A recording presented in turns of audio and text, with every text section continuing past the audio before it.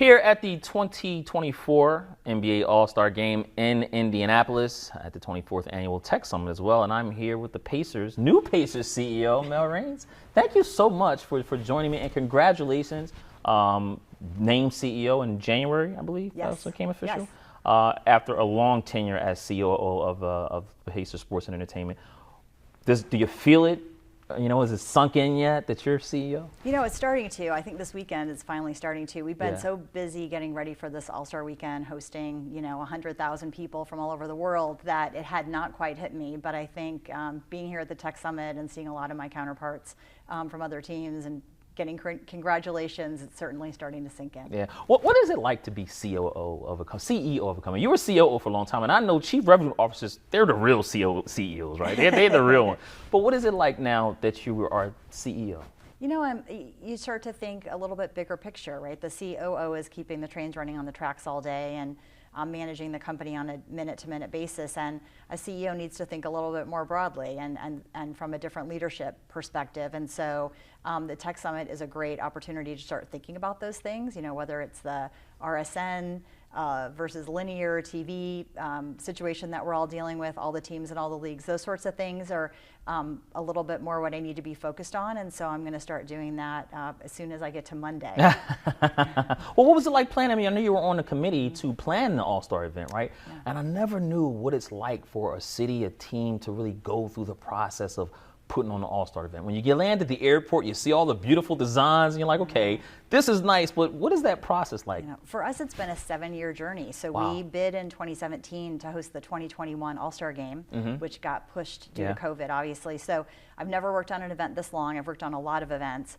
But it's for our city. We take great pride in hosting these and doing them better than anybody else. Yeah. We don't have oceans and mountains and things to look at. So we know we need to deliver to our event partners and to the guests coming every time and exceed their expectations. And so whether that's the basketball court at the airport that you probably saw when you landed, to what you're going to see when you walk around downtown, we've got DJ booths elevated and public art that's lighted projections all over town and those kinds of things, just to make this the best weekend that the best basketball fans in the world could experience. Yeah, and I love Indiana. I tell people all the time, when the NFL Combine comes here, I'm always usually here. I don't know if I have to come this year because it's All-Star. But it's such a walkable city. Yeah. The steaks are good. Yeah. I mean, the food, and I lived in Texas, so I know good steaks. And I'm like, man, but Indiana has some very good steaks. Yeah. So it's a very enjoyable city. And I tell, it's so easy to get to Philadelphia. It's a 2-hour flight. You can direct, you know what I mean? And so it's like not inconvenience at all. But here we are. I don't ever want to let this month escape us. We're at the All-Star Game, but we're also in February, Black History Month. Does anyone stand out outside of the notable names or key figure that maybe inspired you on Black History Month? Well, I think our city has an interesting history with this because Robert Kennedy was here the night that Martin Luther King Jr. was shot and had a very famous speech that prevented any violence from happening here in Indianapolis that evening, which happened in a lot of other cities across the country. And so we have a monument that our team actually paid for, the Kennedy King Park. It's a national park now. And I always try to go there this month and sort of think about what that means. But certainly we have a lot of important figures, I think, in our state, whether those are basketball players or others. But that moment in time is really important to our city. Absolutely. Here we are now again at the Tech Summit. What's the biggest thing that you've learned? And I know as CEO now, your mind is racing. You got to listen to people. It's like you're starting new jobs. So there's a lot you have to do. But what is the biggest thing you've learned thus far that you can see yourself, incorporating to the Pacers? I think AI, right? I mean, that's where they started. MBAI is sort of what they were branding it. And I think that's how that affects the live experience, the at-home experience, when we're interacting with our fans, when we don't have a game day and those kinds of things. I think we're all trying to get our arms around that. And I think it's important that they started with that, and it's something that's going to change the world rapidly. Yeah. And when you come and think about sports and, generative AI, right? You guys have IP as well. Yeah. Does anything keep you up at night? Everything keeps me up at night, actually. But I mean, it's the unknown unknowns. And so making sure that we're trying to be, bleeding edge if we can be. We certainly don't ever want to be behind as a league or a team. But where does it make sense? I mean, sometimes I think there can be tech for the sake of tech. And if you're only hitting a couple of fans, I don't know that that's worth the juice isn't worth the squeeze on it. So just trying to make sure that what we're doing is impactful. Yeah. Take me back right fast. You grew up in South Bend, right? Earned your bachelor's in telecommunications at Indiana University. And you worked for Dick Cheney for some time. What was that like? It was great. He was one of the best bosses I've ever had. He has a very smart, strong wife and a couple of very smart daughters as well. He really likes working with women, and I thought he gave me every opportunity I could hope for. Right. Very good feedback, but he's a really good mentor as well.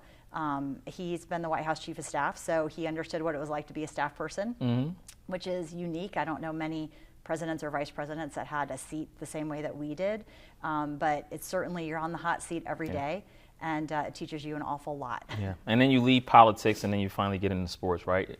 What was that transition? Because, I love politics. I love monitoring it. I don't necessarily know if I want to dive too much into it, because someone told me a long time ago, if you're into politics, make sure your stomach is strong, because you got to sleep at night, right? But what was that transition, leaving politics, going over to the corporate? Yeah, I'm grateful I worked in politics when I did. I'm very grateful I don't work there anymore. And I had worked on 6 Republican conventions, which are these major events similar to Super Bowls and All-Star weekends. And so my first job into sports was working on the 2012 Super Bowl host committee here in Indianapolis, which was a great experience.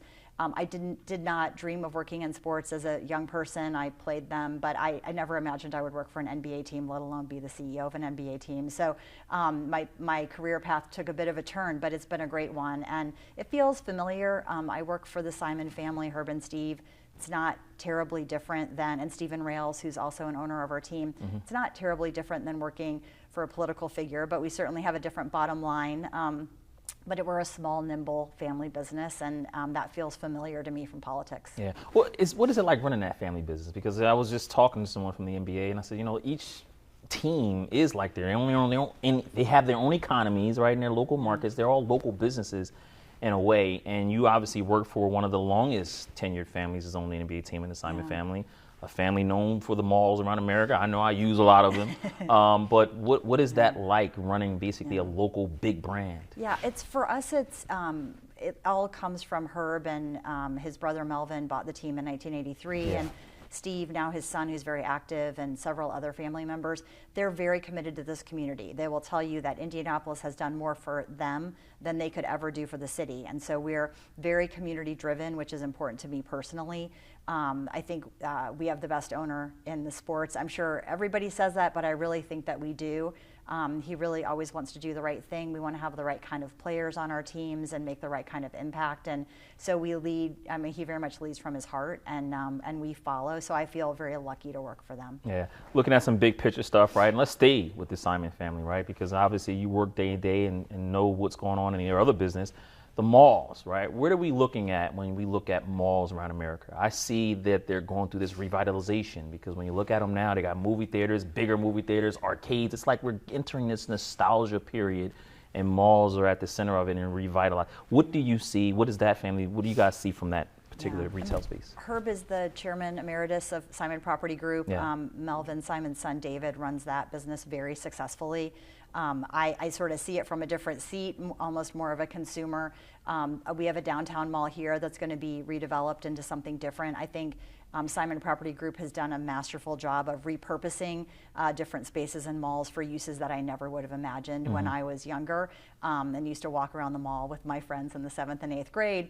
It's different now, and the things that they're doing in them are different, and I think they've maximized that real estate opportunity really well. Absolutely. Well, listen, no one says it's going to be easy as a CEO, right? And here you are in this very interesting media environment where distribution and the future of distribution is really up right now. So you have Bally's, and I know they're now, Amazon is a part of that. Where does the Pacers fit into that ecosystem? I believe you guys are getting your local media rights back, if I'm not mistaken. Well, what is that going on? That's we are with Bally's right now. Right. The attorneys are working through those details, and there's a lot of them working through that. So right now we're with them for the rest of the season, and certainly we'll take a look at what future seasons look like. But the rest of our regular season games and playoffs will be on Bally's. There's a fear among small market teams a lot that, hey, we're going to go through a period of maybe losing money, because when you have so many distribution channels now, it's all fragmented, right? And advertisers may not be getting the audience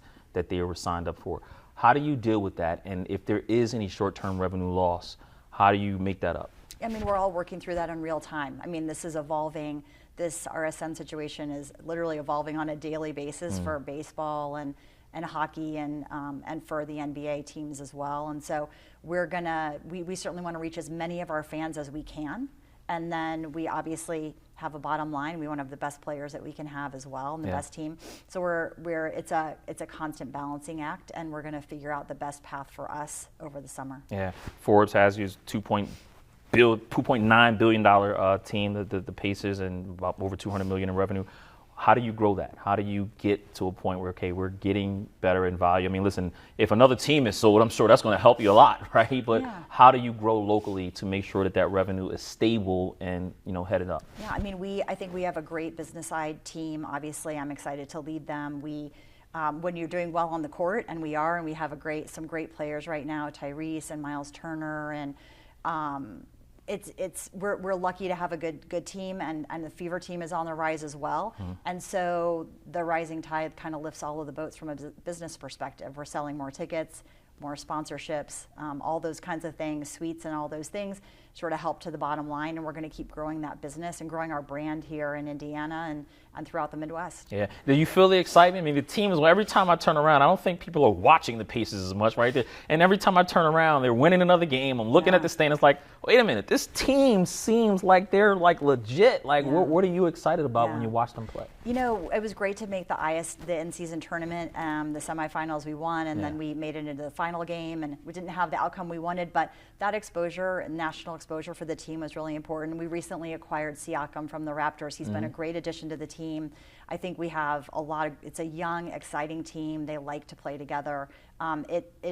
Throughout the business, you feel it.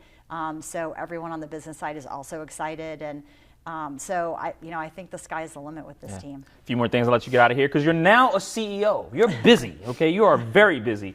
The first is that you are a part of a short list of women who are running teams. St. Marshall, obviously, is one in the Dallas Mavericks. You got Jillian Zucker with the Los Angeles Clippers and more, but still maybe not enough, right? When you're looking at the DEI and you're looking at diversity pipelining and all that, what does Mel Raines do? How can the Pacers be the example for other teams? Yeah, I mean, it's really important when I'm in a room and I'm the only person that looks like me, that I'm representing all the other people who look like me and giving them those same opportunities. I think the women in our company now see that this is a job that they could have one day, and I hope that they do.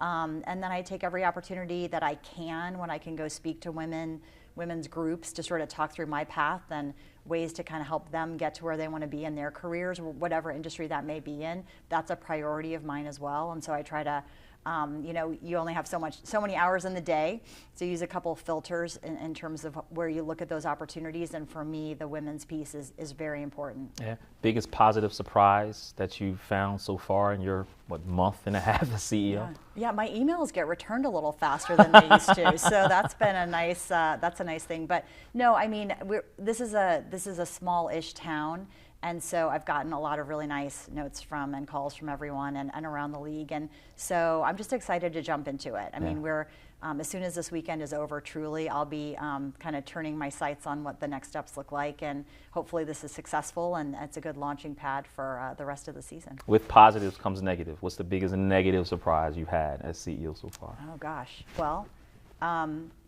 there aren't always somebody else to go in their office and say, hey boss, what do you, not that I of course still have a boss, but not as involved in the day-to-day, so I just have to sit back and think, okay, well this is my decision now, so I better, usually I'm giving my recommendation on the decision, and now I'm gonna make the decision, and so hopefully they're the right ones, and if they're not, I better learn pretty quick. Absolutely. Well, you still have a lot of work to do. This is only a month and a half in, so hopefully it goes into years. Get you out of here on this, Jim Collins' book, Good to Great, one of my favorite business books, the favorite.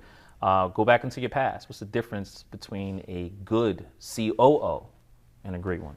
Oh, well, I actually just bought that book and I just started reading it. It's a phenomenal book. Yeah, I'm looking forward to it. I think a great one is in 150% and is in the weeds quite a bit. I mean, the importance in that job, connecting the dots and the details, is really, really important. And so to me, I was vested all in, and that was a lot of nights and a lot of weekends. to make sure you don't just forward the memo before you read it, right? Because there could be a mistake in it. It's got your name on it. And so to me, the devil in that job is in the details. And now I need to step back from that a little bit. So that may be hard for me, but I think I'm looking forward to that challenge. Absolutely. Well, listen, I know you're going to have to get a lot of rest after this weekend because the All-Star takes up all your time. But you can't get too much rest because, again, you're CEO. Congrats on the position, and look forward to doing this again once you get comfortable and dive into the numbers a little bit. Thank you. I really appreciate the chance to talk to you. Appreciate it.